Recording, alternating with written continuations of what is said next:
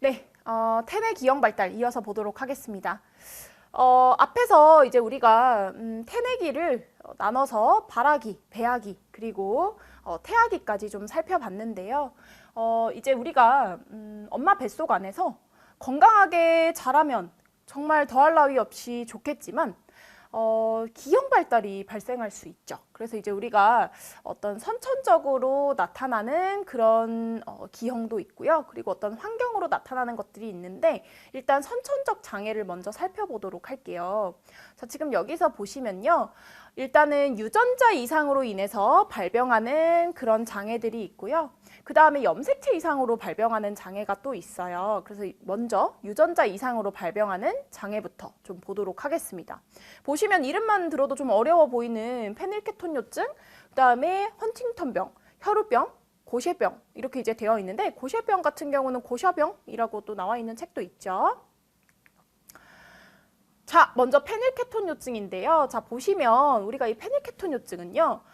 신진대사에 필요한 효소를 생성하지 못해서 결국에 아미노산의 신진대사 장애를 보이는 유전병이라고 되어 있어요. 자, 그래서 이제 우리가 이 페닐케톤요증은요, 결국에 아미노산의 신진대사 장애로 나타나는 그런 유전병이라고 보시면 되는데요.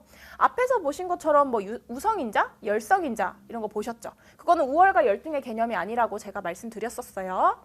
이 페닐케톤요증은요, 열성인자에 의해서 나타나는 유전병이라고 보시면 되는데 보통 이제 주로 나타나는 그런 어떤 특징이 지적장애를 보일 수 있는데 이런 지적장애도 지능지수가 50 이하로 나타나는 그런 지적장애나 아니면 운동신경장애와 같은 것들을 특징으로 보일 수가 있고요. 그리고 이제 어떤 혈족결혼으로 좀 발병할 수 있어요. 그래서 우리가 유전자들 간의 결합이 있을 때도요. 이런 혈족결혼이나 이런 것들이 발생했을 경우에 또 이런 페닐케톤요증이라는 게 나타날 수 있다는 거죠. 그래서 이제 혈족 결혼이 위험하다라고 하는 것들이 이런 어떤 유전적인 질병이 나타날 수 있기 때문에도 그런 이야기가 있는 겁니다. 그 다음에 멜라닌 형성이 부전, 뭐 이제 이런 특징들도 보이고 있고요. 같이 정리해 주시고. 자, 그 다음에 이제 헌팅턴병 보시면요. 자, 이 헌팅턴병은 앞에 있었던 페닐케톤요증과는 좀 다르게 우성인자에 의한 유전병이에요.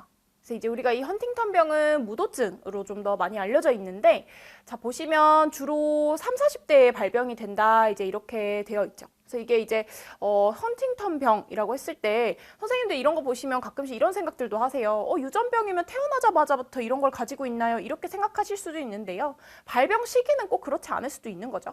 그래서 신경계 손상으로 인해서 뭐 정신장애나 치매나 환각, 망상, 우울증 이런 것들로 발현이 될 수가 있고 왜냐하면 아까 제가 말씀드렸을 때 선생님들한테 그 어떤 유전으로 인한 어떤 가족력을 가진 질병 같은 경우에 그러면은 뭐 할아버지가 암으로 돌아가셨으면 태어날 때 손자가 바로 암이고 이런 경우는 아니기 때문에 이런 것들도 유전병이기는 하지만 발병 시기는 다를 수 있죠. 그래서 무도증이 나타날 수 있다. 무도증 같은 경우는 이제 뭐냐면요. 근육이 무력해져서 손발에 막 경련이 일어나거나요. 아니면 팔다리가 불수의적으로 춤추듯이 움직인다 이렇게 되어 있는데 춤추듯이 움직인다는 요 부분 때문에 무도증이라고 이제 우리가 병명을 붙이기도 하는 거죠.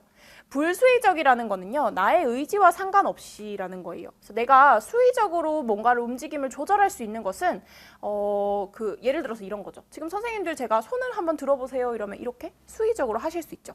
근데 뭔가 그 무릎을 망치로 친다든지 이랬을 때는 우리가 내가 어떤 의지를 가지고 하지 않았는데도 자동으로 이렇게 다리가 확 들어 올려진다든지 이런 것들이 불수의적인 움직임인 거죠. 그러니까 나의 의지와는 상관없이 이렇게 팔다리가 막 움직이는 그런 증상도 나타날 수 있습니다. 그 다음에 혈우병 같은 경우는요. 이제 X염색체 유전자 이상으로 나타나게 되는 유전병인데요. 혈우병은 뭐냐면요. 이제 원래 우리는 출혈이 있을 때 혈액이 응고되는 게 중요하죠. 근데 피가 나기 시작하면 이런 혈액 응고 인자가 부족해서 가벼운 외상에도 지혈이 좀 어려운 병이 있어요. 그런 걸 이제 우리가 혈우병이라고 하는데요. 이 경우에도 지금 보세요. X염색체 유전자 이상으로 나타난다고 했어요. 남성 같은 경우는 성염색체가 어떻게 됐었죠? XY였었잖아요. X 염색체가 하나밖에 없어요. 그래서 가지고 있는 X 염색체가 만약에 좀 이상이 있다. 그런 경우에는 실제로 이걸 보완해 줄 수 있는 다른 염색체가 없기 때문에 이런 경우에도 남성에서 훨씬 더 혈우병이 많이 나타날 수밖에 없는 거죠. 제가 아까 그 또 선생님들한테 태내기 그 첫 번째 파트에서 그 내용 설명드렸었죠. 자, 그 다음에 고셔병 또는 고쉐병이라고 되어 있는데 읽기도 어려워요. 지금 보시면 글루코세레브로시데이즈라고 하는 효소에 유전적인 이상이 생겨서 발생하는 유전병이다 이렇게 보시면 되는데 이런 효소 이름까지 외우실 필요는 없어요. 그래서 보시면 지금 효소가 부족해서 지방 분해가 잘 일어나지 않아요. 자, 그럼 지방 분해가 잘 안 되면 어떻게 될까요? 간이나 골수나 비장 등의 지방이 축적되는 거예요. 그래서 이제 막 그 고셔병 한번 쳐보시면 이미지 자체가 이렇게 배가 이렇게 막 나와 있는 그런 형태로서 이렇게 나타날 수 있죠. 그런 증상들이.